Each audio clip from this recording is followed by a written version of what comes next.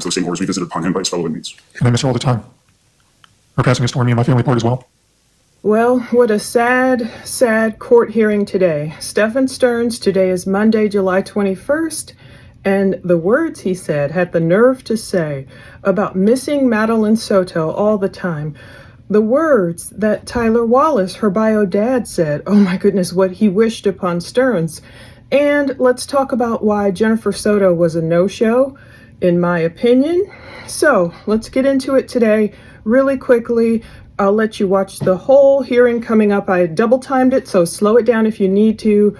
I tried to boost the audio, horrible court audio, but we did the best we could. Today, Stephan Sterns was sentenced to multiple life sentences, LWOP we call them, life without the possibility of parole. So he did plead guilty to the CSAM nasty stuff he did to 13-year-old Madeline Sophia Soto. However, he pled no contest to her murder. And of course, I had to look it up. In a legal context, no contest is a plea in a criminal case where the defendant does not admit guilt. He's not admitting guilt, but he accepts the penalty as if he was guilty. It just shows me Sterns is just still playing games. And the way he spoke of Maddie at the end, it shows me he's not serious. He's not serious about this faith he proclaims, about this whole stance. Let's talk about it. First, Jennifer Soto wasn't there, nor did she read any victim's impact statement, nor did she have anyone read it for her. I mean, as far as I know, no one saw her there. As of, this recording, of course, she didn't show up. I'm sure she wanted to save her hiney because people really hate that woman. A lot of people, we don't know how people would have reacted to her. Also, I believe Jennifer did not have a written statement. That could have been like her sister, Stephanie Soto, was on the phone. She didn't do that. It was hard to hear Stephanie at first. I'm like, is that Jennifer? No, it wasn't. Jennifer didn't even have a statement read, and we all know why. Anything you say can be used against you in a court of law. If Jennifer would have had a statement read, of course, the ire of the whole public, the whole world would have been against her, no matter what she said. If she would have said, I miss you so much, Maddie, or I had no idea, or whatever, she could have perjured herself, lying basically in court through a statement, or it would have just brought the focus back to Jennifer. And so she knew, I better not say anything. So a lot of people are going off about, why didn't she say anything? Well, that's why. People are reeling over Stephan Sterns' statement. He didn't have to speak, but of course he spoke. So what he said was, about Maddie, you can hear it at the end, but it's like, I miss her all the time. Her passing has torn me and my family apart as well. Because, the victims on Jennifer's side, on Maddie's side, were talking about how much it's torn their families apart, or everything. The roommates, everyone was speaking out. A lot of people, except Jennifer, of course. Stephan is going to say, I pray to God to trade places with Maddie, but he doesn't work that way. I pray to God she's in heaven and he's taking care of her and that she gets to join that choir because she has a beautiful voice. I'll never not honor her memory, and I apologize for all the pain. First of all, pleading no contest to her murder. And Ninchi True Crime called it. Ninchi earlier today, even before we knew he was going to plead no contest, the YouTuber Ninchi True Crime, she called it. She's like, will he plead no contest? Well, yeah, I believe he did this because he he admitted to all the crappy, horrible stuff we know, but he's pleading no contest to murder like he doesn't actually want to say, yes, I did it. Like he's leaving room to make it sound like someone else did it besides him, which is just weird.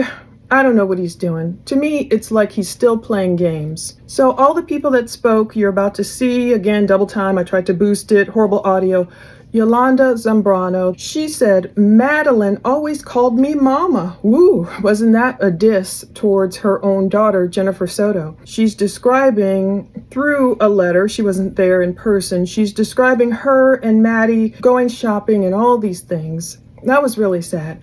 And then Angelica Negro Guerrero, she said, the same man took photos of my nude body. I'm also a victim, but God is great. So we've heard Angelica's interviews, and someday in the future, I kind of want to go back through all of them, kind of just remember what we've been through with this case, because it's always just horrible when it comes to this point. You look for the hearings, you look to get justice. I know a lot of people wanted the death penalty. I didn't know if he would take it this far. Part of me was glad when he did. I thought, okay, he gets a plea deal, he can plead guilty, if only for this reason, that I know, of course, he's seen the horrible photos and videos he took of Maddie for years, and of course he saw discovery, but I thought he was going to carry this whole thing to trial just so he could see those photos and videos one last time. And I don't know, I just thought of that and it's like, ugh, enough already. So Angelica railed against him for taking photos of her and his treatment of Maddie. And then Emina Zambrano, Maddie's cousin, spoke too. I don't really know much about her. And then Leticia Nunez, Maddie's aunt, oh, she was emotional. She cried. She said when she was 7 years old, Maddie came into her life as a little baby, beautiful blue eyes. And she said, I have so much hatred in my heart, specifically for the creature that's sitting in this room today. Woo!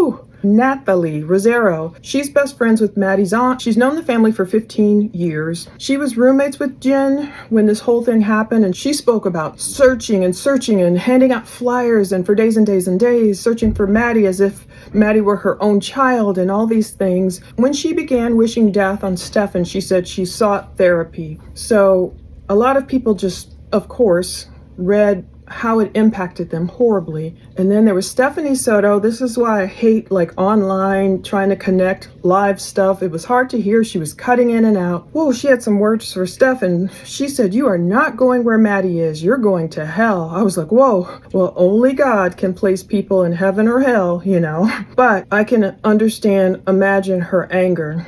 Because we know during Stephan's phone calls with his parents, he had the nerve to say stuff like, oh, I bet Maddie's waiting there in heaven for me, basically. He's saying, what took you so long to get here, smelly? So I'm sure that's why people are saying, look, Maddie's not waiting for you in heaven, Stephan. But as far as him going to hell, that's God's decision. If he truly, truly repents, calls on Jesus, truly repents, he can still go to heaven according to God's word. But the thing is, Stephan does not seem repentant because of his words. Oh, we'll talk about it more. Let's talk about Kimberly Rialta. She said Maddie was not my blood. I think that was her name. I tried to boost it all the way, this audio. Oh my goodness. Then Tyler Wallace, Maddie's bio dad, and Tatiana, his wife, got up there. He said Madeline Soto was my daughter. And this is the heartbreaking thing. When Maddie had just visited Tyler and Tatiana, he told her, when you turn 13, you have a choice of your guardian, who you want to stay with. He said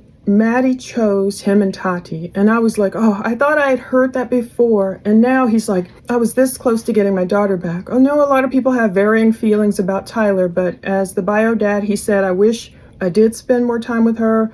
You know, his own issues, financial concerns, all this stuff happened where he didn't get to spend as much time as he wanted with Maddie. That's what happened. But he told Stephan, you crept into a family and exploited them when they were weak. Oh boy, this is what he said that really was like, whoa. He said the true horror of what this man visited upon her. I can only hope that he lives a long time in prison and has those same horrors revisited upon him by his cellmates. I was like, whoa, I had to listen to that over and over because we know the horrible stuff Stephan did to Maddie. I don't even want to go through it or go in detail, but we know his kinks and all that stuff. That's what he's wishing these cellmates will do to Stephan.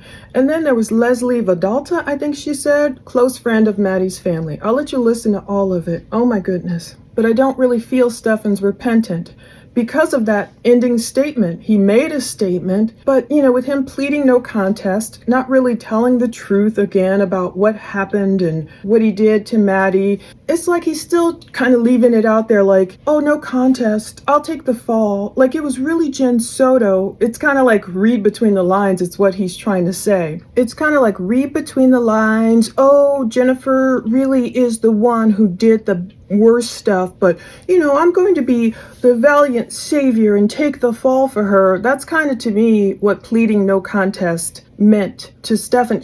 Just tell the truth. If Stephan really did what he did, but he's like, oh, no contest, trying to leave it all mysteriously, and that's not a repentant man. You just tell the truth about what happened. You take your punishment, and maybe that's, of course, why he's afraid, because he doesn't want to go in there He's afraid of death, so death penalty is off the table, but he doesn't want to admit at the same time, yes, I took her life. This is what I did. He's leaving room for all these conspiracies to flourish. Jennifer got away with it. Some people believe her guilt is up here, some don't, and, some people just believe she's guilty of neglect. Some people think she served her daughter up on a silver platter to him. Some people think she was involved. With him being all mysterious like this, no contest, of course, he's kind of leaving room, kind of like when he was playing around with his parents, like, oh yeah, I just came in there and found her, I just came in there and she was already gone.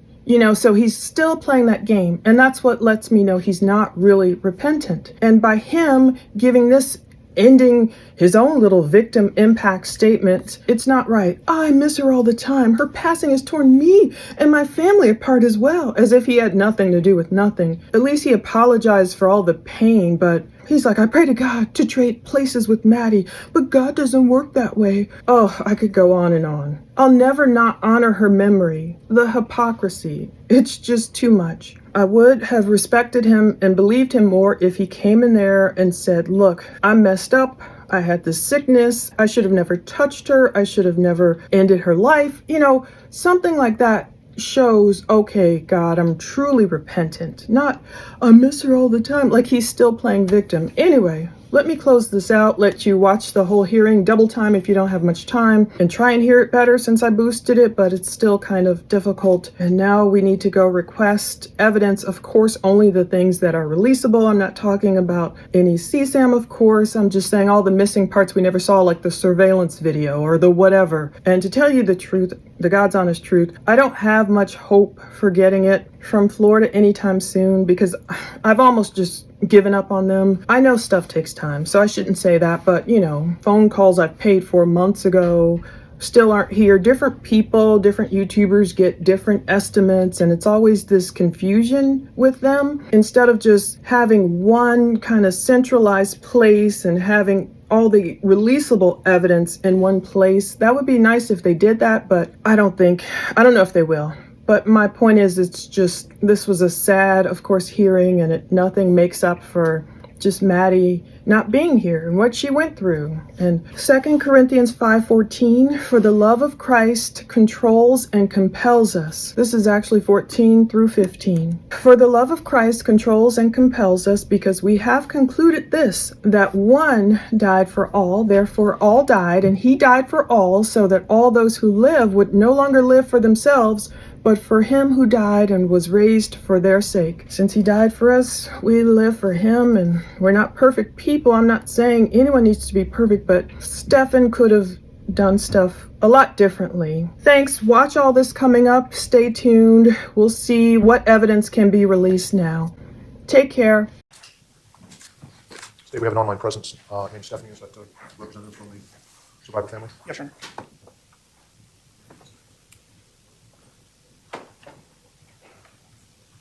Has admitted an online presence, Stephanie, also admitting Russ Walker.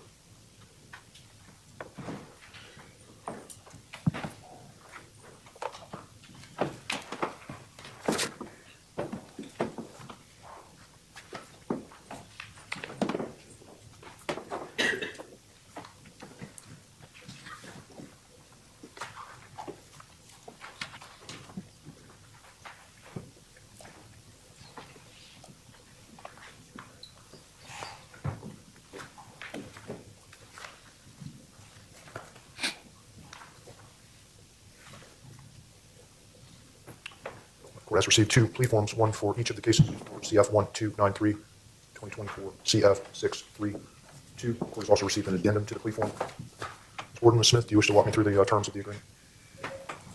Yes, Judge. In exchange, Mr. Sterns will be entering a plea in the 693 case, the counsel 1 through 20, the state will be the counsel no process 21 through 60, the settlement concurrently with the 1293 case and adjudication of the SCD life concurrent, and then additionally let the life there. Thank you. And state as to the addendum. I'm going to ask that the folks that have joined us remotely to please mute their microphones.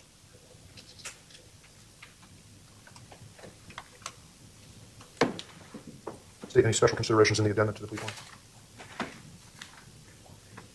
No, Your Honor, we are just incorporating the plea addendum into the plea.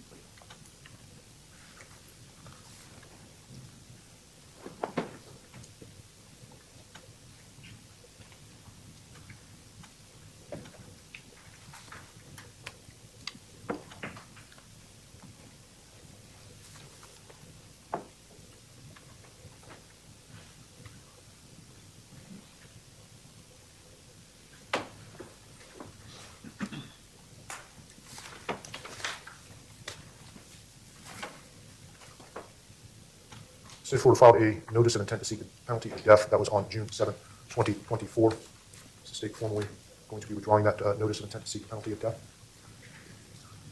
After the acceptance of the plea, councilman Stephen Sterns. Thank you. Should that announcement be made by the state of Florida, the proposed sentence will be the maximum sentence allowed by law. Mr. Sterns, I'm going to place you under oath. Please raise your right hand. Do you solemnly swear or affirm the testimony you are about to enter into this case to be the truth, the whole truth, and nothing but the truth, so help you God? I do. I have two plea forms in my hand. One document looks like this. Second document looks like this. They're each plea forms for your respective cases. They each have a signature. That signature is the same on both plea documents. That signature is next to my finger. Can you tell me if that is your signature? It's hard to tell from here. Deputy, will you provide these forms? Yes, Your Honor. Defendant?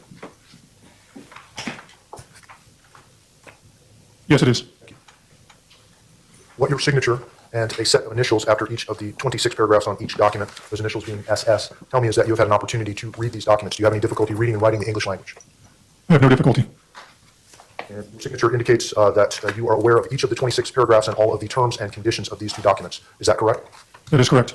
I have a secondary document. It is an addendum to the plea form. That document is 4 pages long. It appears to have the same initials on the bottom of each of the pages, as well as a signature at the conclusion of the case along with your attorney, Ms. Borden and Ms. Smith. I'm going to ask the deputies to please provide this document to you, and I'm going to ask you to verify that this is your signature. Yes, Your Honor. Yes, it is. What your signature on this document tells me is that you have had an opportunity to read this document, go over it with your attorneys, and you understand the 13 additional conditions of your plea agreement. Is that correct? That is correct. Each of the plea form goes over what your trial rights would be. In 2024 CF 1293, you are charged with the allegation of first-degree premeditated murder. In 2024 CF 632, you are charged with 60 counts. The first 9 counts being sexual battery with a child 12 to 18 years of age. Counts 10 through 13 being sexual battery with a child 12 to 18 years of age. Counts 14 through 20 being lewd or lascivious molestation. Counts 21 through 60 being unlawful possession of materials depicting sexual performance by a child, 10 or more images. Your Honor, counts 1 through 8 are sexual battery on a child under 12. My apologies. Counts 1 through 8 are capital sexual battery on a child under 12. The plea form contemplates in 2024 CF 1293, 1 count of murder, first degree, capital offense. Plea form 124 CF 632 contemplates counts 1 through 8, 9 through 13, 14 through 20. With the representation that the state of Florida is withdrawing their notice of intention to seek the penalty of death upon acceptance of this plea, the maximum potential sentence on 24 CF 1293 would be life in prison without possibility of parole. Has the maximum sentence been explained to you? Yes, Your Honor. And 24 CF 632, counts 1 through 8, the maximum potential sentence would be a mandatory sentence of life in prison without possibility of parole. 9 through 13 and 14 through 20 would be first-degree felony allegations with a maximum potential sentence of up to life in prison. You understand those maximum potential sentences on that case? Yes, Your Honor. Do you understand that you have a right to have a jury trial as to each of these allegations? And at the jury trial, the state of Florida would have to prove those allegations against you beyond and to the exclusion of every reasonable doubt. At that trial, your attorneys would be with you. They are experienced, board-certified criminal expert trial attorneys. They would be cross-examining witnesses, examining the evidence against you. You would have a right to present your own witnesses and your own evidence. If you had witnesses that did not want to come to court, you could have asked me to make them come to court with a subpoena. You could have spoke at your trial, or you could have exercised your right to remain silent and not spoken. That would have been your decision after you talked those decisions over with your attorneys, and your jury would have been instructed not to consider your decision to remain silent in any way in rendering a verdict. You would have had a right to have your trial recorded and appeal any errors that occurred in the process. Do you understand you are giving up all of your trial rights if the court accepts this plea? Because I will be imposing the sentence that you have agreed with the state of Florida to be imposed upon you, and we will not be having a trial on any of these matters. Do you understand those things? I understand. And, Your Honor, just for record purposes, counts 9 through 13 are first-degree felonies punishable by life, as the court indicated. Count 14 through 20 are actually life felonies.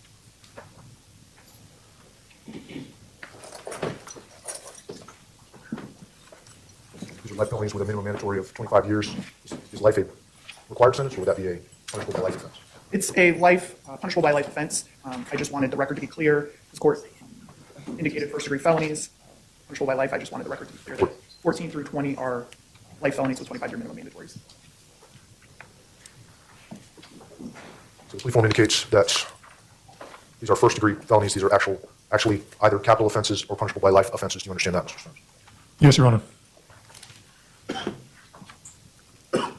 Is anyone forcing you or pressuring you into make the decision to resolve your case this way?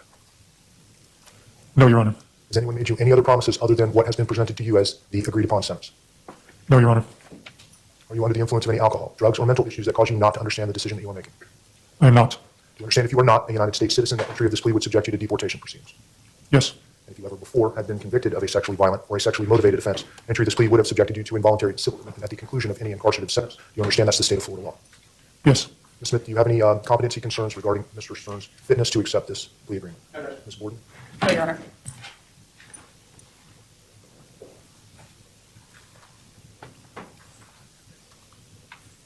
Mr. Sterns, based on your responses to the court, based on your indicating that you have reviewed this decision with your attorneys, based on your initialing of the plea form and your acknowledgement that you understand all the terms and conditions, rights and obligations on these plea forms, including the addendum, the court is going to make a determination that you are alert, that you have had an opportunity to discuss this with your attorneys, that you are making this decision freely and voluntarily and without coercion. The court accepts your plea. Let me see the attorneys. The court has had discussion with the parties regarding the plea of no contest as to 24 CF 1293, the first-degree premeditated murder of Madeline Soto. Mr. Sterns, how do you plead to first-degree premeditated murder in 24 CF 1293? No contest. And as to counts 1 through 8, capital sexual battery of Madeline Soto while she was under the age of 12. Counts 9 through 13, sexual battery of Madeline Soto between the ages of 12 and 18. And counts 14 through 20, lewd or lascivious molestation. How do you plead? Guilty. Prior to sentencing, does the state care to offer any victim impact testimony?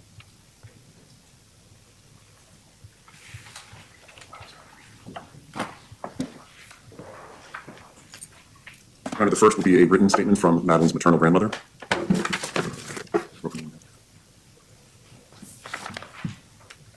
Yolanda Zambrano. Today I stand before you with a broken soul. I'm Madeline's grandmother, but to her I was not grandma. Madeline always called me mama. She decided that since she was little, and that's how I felt with her, like a second mother who loved her with all my heart. Madeline was a happy little girl. She loved going shopping with me. That excited her so much that it felt like everything around us turned into color. I remember her face lighting up when we went to the stores. Holding hands, laughing together in those moments, we connected, and I felt like she knew she was loved, protected, and valued. At night, we loved to play.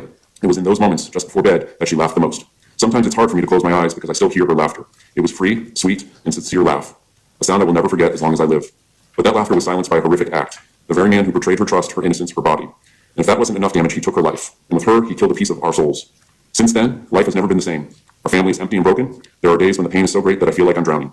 And every time I think of everything she could have been, everything that was stolen from her, it hurts even more. Because Maddie wasn't just a victim. She was a little girl with a beautiful future, with a unique light, with so much love to give and receive. Today I am here because Maddie can no longer speak, but I can as her grandmother. As someone who loved her with all that I am, I come to ask for justice for her memory, for everything she lived through and should never have lived through. Justice so that no one else has to go through such a horror. I will never forget Maddie. Her voice, her laughter, her eyes, her dreams, all of that lives in me. And so it will live forever. My beautiful girl, one day we will be reunited and we will never be separated again. I love you with all my heart. Thank you for listening to me with deep pain and eternal love.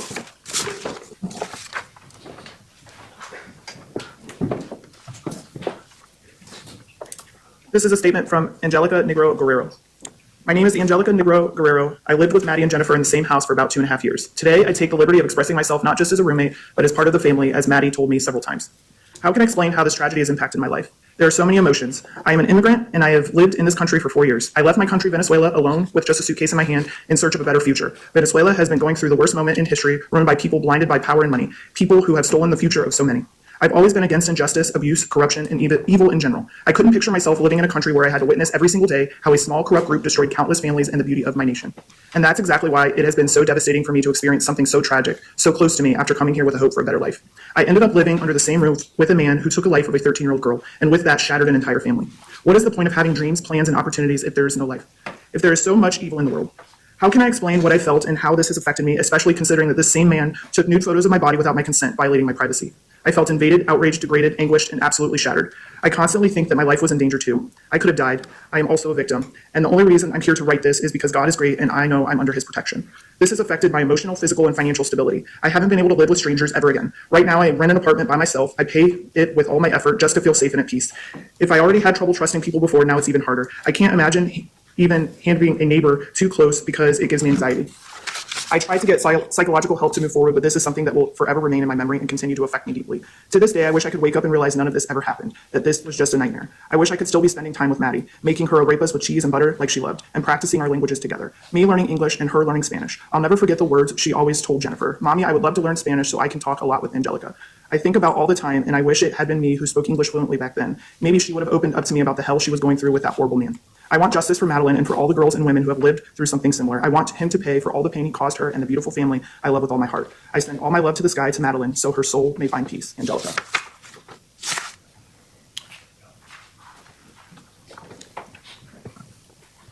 This is from Zemina Zambrano, a cousin to Maddie Soto. To the Honorable Court, we write this letter with broken hearts still aching from the devastating loss of our beloved Maddie Soto. The pain of losing her is something no family should ever have to endure. But the nature of her death, the cruelty, the abuse, the inhumanity has inflicted a level of trauma and sorrow that words can scarcely convey. Maddie was more than a victim. She was a daughter, a granddaughter, a cousin, a niece, and a cherished soul in our close-knit and loving family. To know her was to love her. Her spirit, her kindness, and her light remained with us even though her life was so brutally taken. She was not only murdered, she was discarded like she was nothing, thrown into the wilderness. That image haunts our minds and wounds our hearts every day. Our grief has been compounded by the public scrutiny and the cruelty of strangers who speculate and judge without knowing the depth of our loss or the strength of our bond. We are a large family rooted in love, faith, and mutual support, and this tragedy has shaken us to our core, mentally, emotionally, and physically. Many of us suffer sleepless nights, constant anxiety, and depression. The trauma has left scars that will last a lifetime. We turn to God for comfort, and we trust that divine justice will ultimately be done. But we also place our faith in this court to uphold what is just and right. Maddie deserves that. Our family deserves that. We beg you to consider the profound impact this crime has had, not just on one individual, but on an entire family and community. Please ensure that the individual who committed this horrifying act is held fully accountable. Justice for Maddie cannot bring her back, but it can ensure that her life and her death are not dismissed or dishonored. Let there be no leniency for this cruelty. Let there be no question about the value of her life. Let justice be done. Sincerely, Jimena, please, on behalf of the Zambrano family.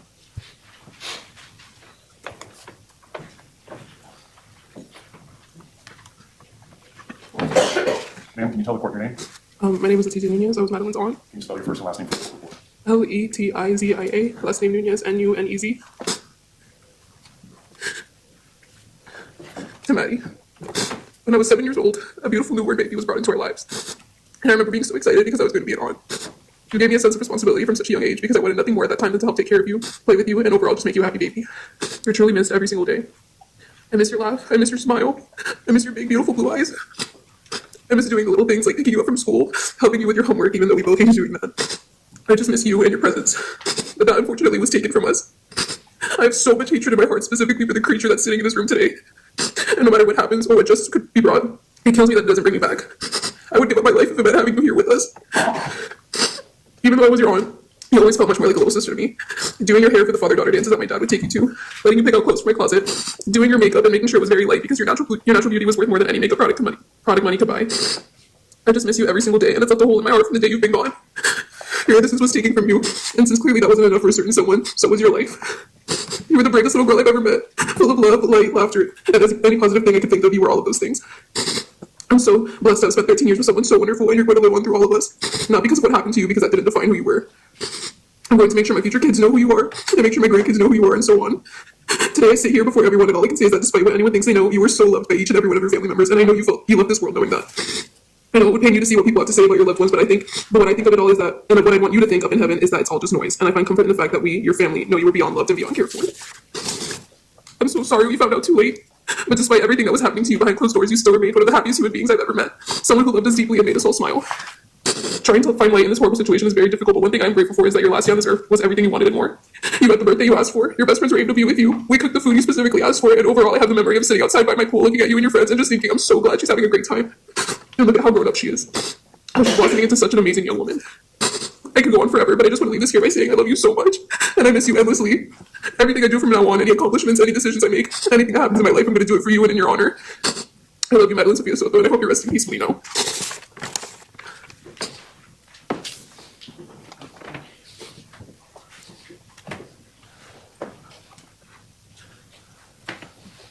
Can you tell the court your name and then spell your first and last name for the court reporter? Natalie Rosero, Nathalie. Thank you, Your Honor, for having me here today. I've known the family for over 15 years. I am best friends with Maddie's aunt and was roommates with Maddie and her mom during the time her life was ended. All of our kids are the same age, so we always try to keep them united and spend as many holidays together. I have years worth of beautiful pictures, birthdays, Christmas, and Easters we all spent together. Those are the moments I try to hold on to as I stand here today.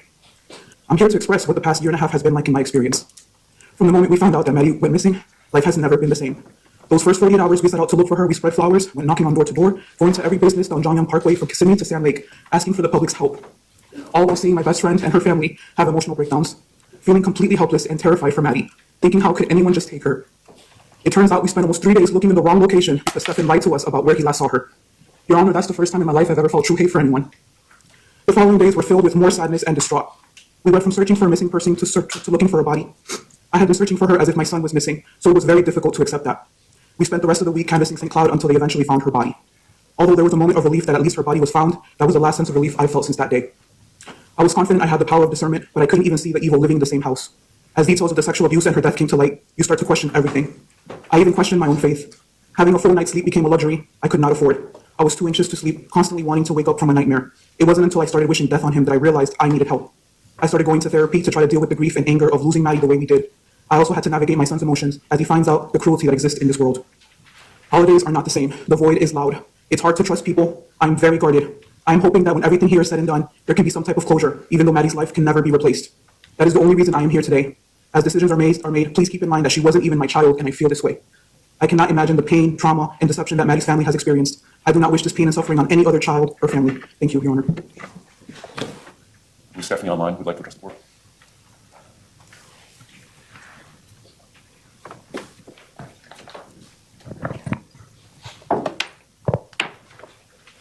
We're joined by an online presence. Stephanie, you may unmute your microphone and let the court know how this has affected your family and yourself.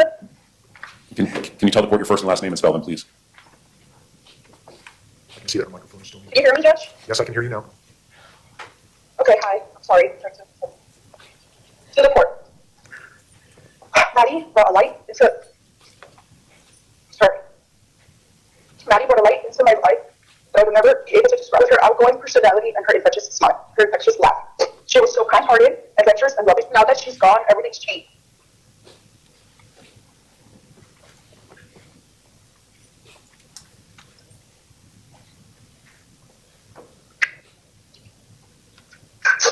The silence where her laughter used to be is deafening. The hole in my heart is bottomless, and the pain is indescribable. My family's life has been shattered. What we've endured and what we will continue to endure for the rest of our lives is a kind of pain that I do not wish on anyone. No family should have to lose a loved one in this horrible manner, especially as too young. Her life was taken. Her future, I should say, never see her fall in love, get married, or build the future that she deserves. Bring it back with her. You smile and her.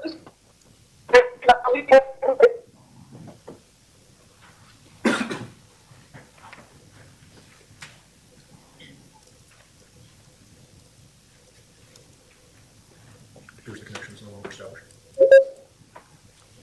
You return, I can finish reading it, Judge. Rejoin. I'm so sorry. I'm not able to place the connection. I apologize.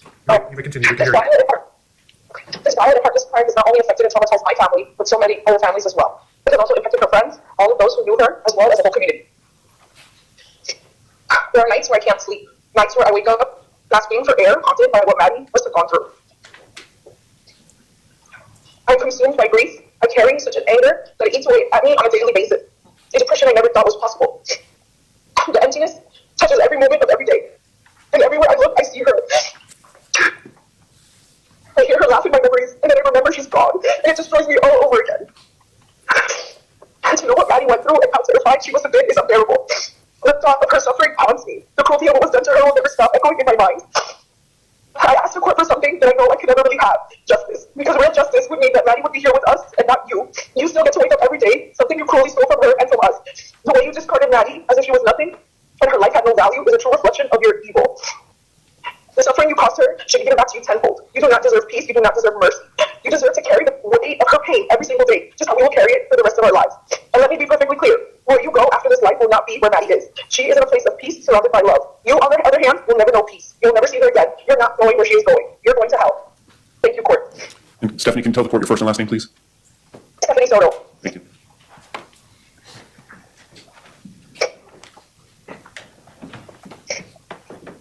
Stephanie Soto. Did you get it? I'm sorry. Ms. Soto, we can hear you. Thank you for your statement. Thank you.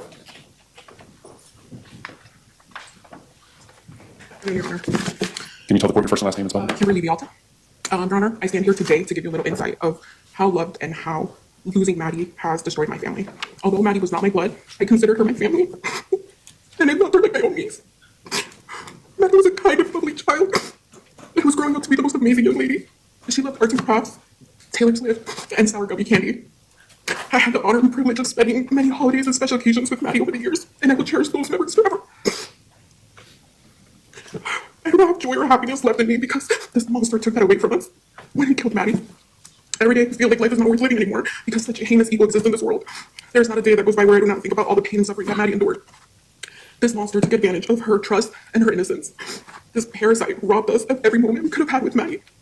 And our lives will never be the same. A life sentence is not punishment enough for what he did to Maddie. However, it gives me comfort to know that he will spend the rest of his miserable life in prison. I hope he lives a long and healthy life, so he suffers every single day. Therefore, I ask the court to not take any mercy on this poor excuse of a human when imposing his sentence, because he does not deserve it. Thank you, Your Honor.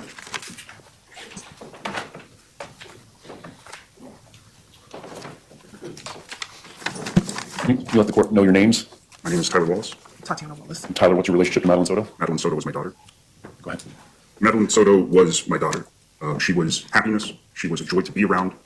She was quirky and intelligent, just curious. A little forgetful like me too, that happens sometimes, but I just loved her so much. And I was not able to be in her life as much as I would like to, due to circumstances and choices I had made, due to the way finances worked. I was strained in my relationship with my daughter, and that was finally getting better. The last time I saw her was in October of 2023, and she had come to visit for a few days. And when I took her back to the airport, I said, you're turning 13 soon. When you turn 13, you have a choice of which guardian you're interested in staying with. Would you like to stay with me and talk to you? And she said yes, that she would. And so I was this close to having my little girl, sir. Because of the actions of this depraved man, I will never meet the woman she was becoming. And I can't grasp it. I can't grasp the selfishness of you, the deplorability of your actions. You're depraved. You're weak. You're a coward. You're a sneak thief. You crept into a family and took advantage and exploited them when they were weak. It's torn my family apart. It's led to arguments about who can go where and who can get what and who can help who, but we're all on edge because it doesn't heal with time. This isn't like other deaths that I've experienced. This just gets worse. It just gets worse every time I rethink about it and the true horror of what this man visited upon her. And I can only hope that he was a long time in prison and has those same horrors we visited upon him by his fellow inmates. Thank you.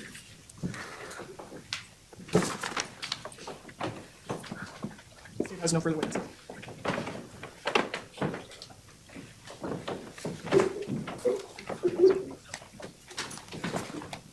Defense, anything prior to sentencing?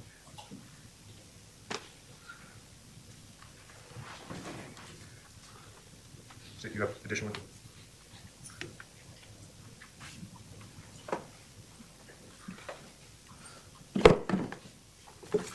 Can you please come forward? Okay, my name is Leslie Badalta. And how are you related to? I'm a close friend of Maddie's family.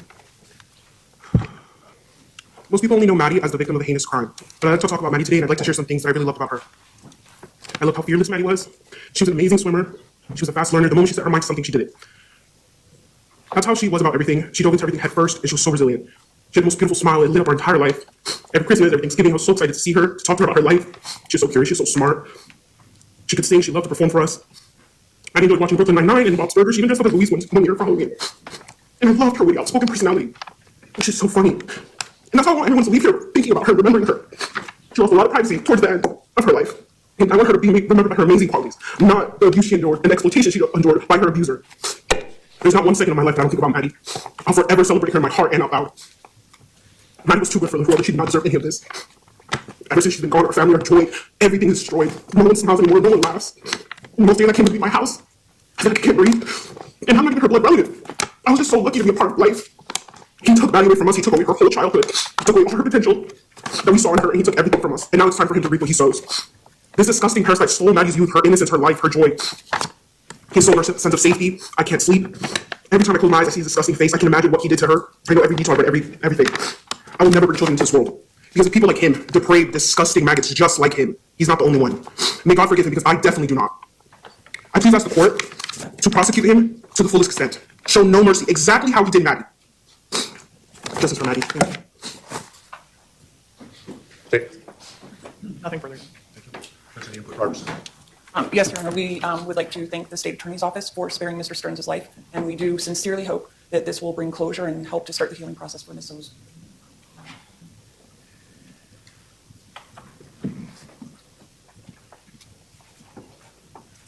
Court has accepted Mr. Sterns' plea of no contest to the first-degree premeditated murder of Madeline Soto and his plea of guilty to 8 counts of sexual battery on Madeline Soto under the age of 12, sexual battery upon Madeline Soto between the ages of 12 and 18 in a familial custodial role, and lewd lascivious molestation, counts 14 through 20.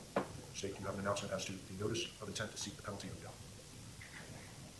Your Honor, we will waive the notice of intent to seek death. We will file an electronic null for counts 21 through 60, and we are also asking that you inquire about waiving a PSI, just in abundance of caution.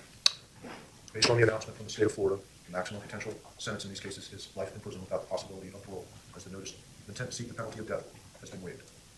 Ms. Smith, as to 2024 CF 632, is there a waiver of an entitlement to a pre-sentence investigation? Yes, Judge. Gordon, as to the remaining case 2024 CF 1293, is there a waiver of entitlement to a pre-sentence investigation? Yes, he is not entitled to a PSI. Thank you.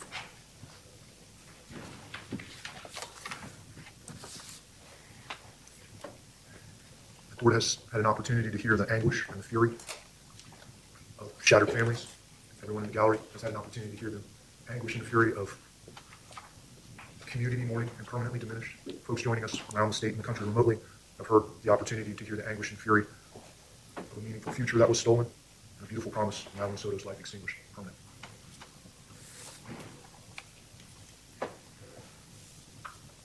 Stephan Sterns, you have had the opportunity to hear that anguish and fury from your actions. As to first-degree premeditated murder of Madeline Soto, you are adjudicated guilty and sentenced to life in prison without the possibility of parole. As to the capital sexual battery of Madeline Soto while she was under the age of 12, for each count you are sentenced to life in prison without the possibility of parole. For the sexual battery of Madeline Soto between the ages of 12 and 18, you are adjudicated guilty and sentenced to life in prison without the possibility of parole. For the lewd and lascivious molestation of Madeline Soto, you are sentenced to life in prison without the possibility of parole. These sentences will run concurrently, meaning at the same time. The state of Florida has withdrawn their notice of intent to seek the penalty of death. These are the maximum sentences permitted to the court. Each case will have court costs that will be reduced to a civil judgment. 2024 CF 632, court costs are $11,163. As to 24 CF 1293, $666. Court incorporates the addendum to the plea form as to each plea in 2024 CF 632 and 2024 CF 1293. Not announced. You are adjudicated guilty as counts 1 through 8, 24 CF 632. State, any further sentencing considerations? Yes, Your Honor. With regards to count 14 through count 20 and 24 CF 632, the court sentenced to life in prison. There is a 25-year minimum mandatory with that as well. The state also provided the court with a score sheet which encompasses counts 9 through 20. It includes penetration and contact points as well. A copy of that has been provided to defense as well in the court. I haven't been made aware of any corrections or additions or subtractions. Do not have a copy of this. Should be with the plea form, Your Honor. It's not. I'm going to need a copy of the score sheet, please.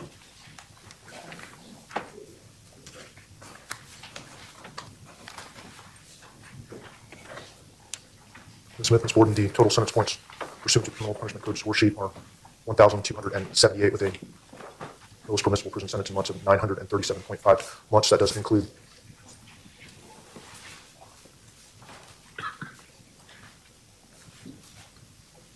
sexual penetration points of 80 times 5 and sex contact points of 40 times 7. Any errors, corrections, or omissions to the score sheet? Ms. Smith? Ms. Borden? Your Honor. 25-year minimum mandatory sentence as to the counts requiring a minimum mandatory sentence are imposed.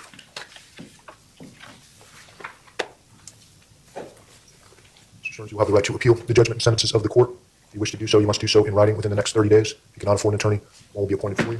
The appeal will be limited to the jurisdiction of the court to impose the sentence. The legality of the sentence itself is a condition of your agreement with the state of Florida. You are agreeing not to appeal the pretrial rulings of the court. State, anything else? Defense, anything else? Thank you. Let's place Mr. Sterns under, he's been previously placed under oath. Yes, Your Honor, I would like to make a brief statement. I agree that it's not fair that Madeline is not here anymore. I still have a hard time contemplating a world where she's not around, a world which feels less vibrant and less colorful than it did before. I've prayed to God countless times to trade places with her, to take me instead. And unfortunately, that's just not how he works. I have nothing but sorrow for her loss, and I miss her all the time. Her passing has torn me and my family apart as well, and she truly was a joy. I pray to God that she is in heaven and that he's taking good care of her, and I hope she gets to join the choir because she had a beautiful voice. I will miss her all the time. I will never not honor her memory, and I apologize for all the pain. Anything further, defense? Conclude our plea and sentencing hearing. We'll be in recess.